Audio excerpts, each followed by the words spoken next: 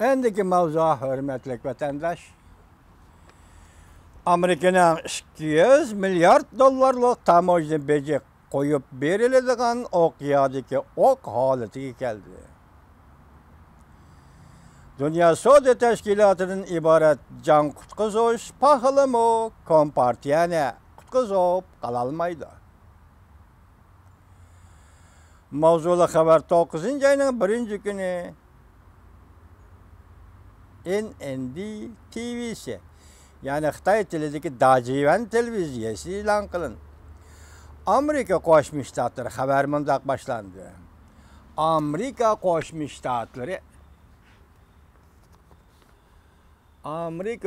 Shtatlari hukumati jungo qo'ymoqchi bo'lgan 200 milliard dollarlik tamoyni beji to'g'risida o'tkazilgan guvohlik berish yig'ini oxirlashdi. Ommadan fikr elish navbati 9 ayning 6 kuni taqaladi. Tamoyni beji siyosiy yo'l qo'yilgan hamon qanday ta'sir paydo qildi muxbirning xabariga qarab boqaylik. Aş qizil chirig'im yandimi, yanmadimi? Yenibdi, aptab tushib oldi.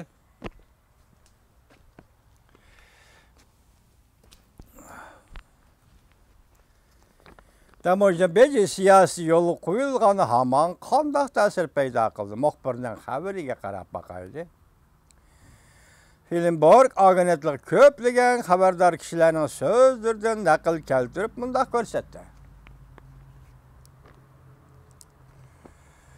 Prezident Trump 9 oyda ommadan fikr elish oxirlashgandan keyin yangi 200 milliard dollarlik tamoyni bejini harakatga keltirib, Jungoga besim paydo qildi. 200 milyardlik import qilingan tovarlarga boj qo'yishning chetilish doirasi, jumladan yemek-ichmak, yenik sanoat mahsulotlari, energiya, yuqori texnikalar uskunalar.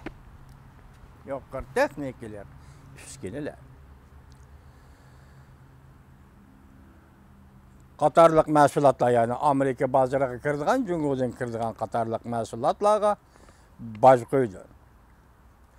Aile cihazları yani öy seremcanlarımı bunun içinde aldı. Jungo meseleleri mütehassisi məxsusda yazmış Cangcadın mundaq görsətdi növbətdə. Tüvən dəsmaylıq tuvarlağa görürsüdüğən təsiri bu qatımqı 200 milyard dollarlıq tamoyni becinin tüvən dəsmaylıq tuvarlağa görürsüdüğən təsiri zor buludu. Mesela yemek-içmek degende bir aşxana, bunun esilgan noktalar doğru kildiğen bolsa, onun saldıgan desmi köp emas bu. Şuna lekin bu soda yoki 200 milyardlık dollar tamoyni beji qo'yishdan iborat bu siyoset.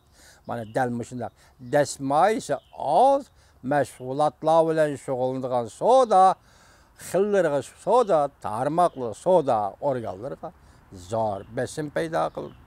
Chunki bundaq tovarlarning payda berish nisbati tuvan bo'ldi. Desmayı az bo'lsa payda berish nisbati bundaq tovarlarda az bo'ladi. Ta'minlash liniyasi Jungodan ko'chib chiqadi.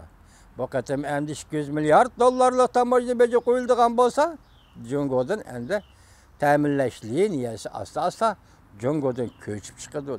Bundaq ko'chib chiqish allaqachon boshlan. Yangi tamoyni beji tufayli ko'chib chiqish texnik tezlashadi.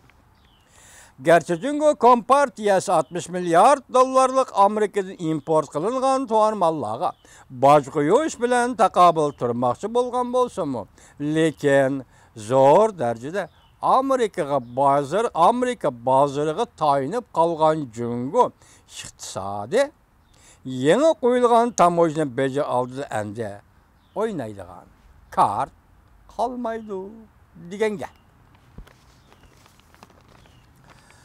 İqtisodshunos Beijing Universiteti professori Christopher Balding bu Amerikalikmi yoki chet el qaysi davlatdan shunday professorlarni chaqirib Beijing Universiteti, Tsinghua Universitetida dars taklif qiladi ekan. Mana shunday bir kishi bo'lsa kerak. Christopher Balding bundaq ko'rsatdi. Jungoning xalqaro cho'ng bozorlar eksport qilish savdosi hamda avorchilikqa uchraydi. Eksport ham zo'r besim paydo qiladi. Xalq pulining dollarga tegishilishi ham zo'r ta'sirga uchraydi deb ko'rsatdi Christopher Baldwin efendi. Come on.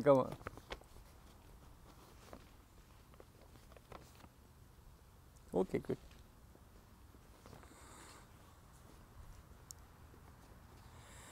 Deb ko'rsatdi professor Christopher Baldwin efendi. Bunaqa maxsus yozg'iz Janjadin mundaq ko'rsatdi. Jungo bu tamojna beji tufayli zo'r tavrash kirib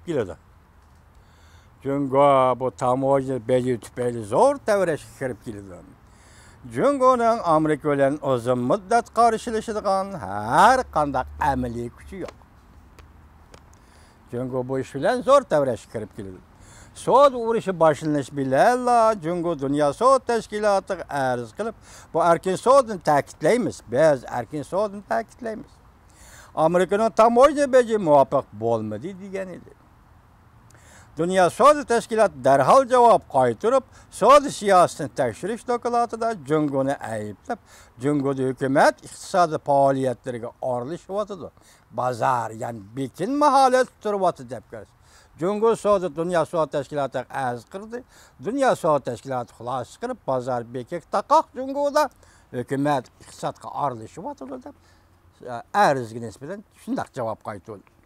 Enlikda yana bir xabar vatandosh Prezident Trump 11-oyda Osiyoda o'tkaziladigan ishki maydon yuqori darajalik boshliqlar yig'inida qatnashmaydi. 11-oyda Singapurda yana bir davlatda biri Osiyo hamkorlik yig'ini, iqtisodiy hamkorlik yig'ini, ikkinchisi Osiyo, Sharqiy Janubiy Osiyo davlatlari yig'ini. Buning Prezident Trump qatnashmaydi. Bu xabar 9-oyning 2-kuni Amerika ovozining Xitoy til programmasi e'lon qildi. Aqsaray juma kuni Amerika Qo'shma Shtatlarining Prezident Trumpning 11-oyda Osiyoda Singapur qatorliq davlatlarda o'tkaziladigan Sharqiy Janubiy Osiyo davlat boshliqlari yig'ini va Osiyo Tinch okean iqtisodiy hamkorlik yig'ini qatnashmaydiganligi.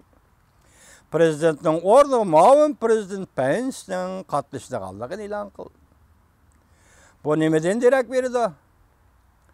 Prezident Trump bu yig'in qatnashmaydiganligidan Jungoning raisi Xi Jinping bilan uchrashmaydiganligi derak berdi.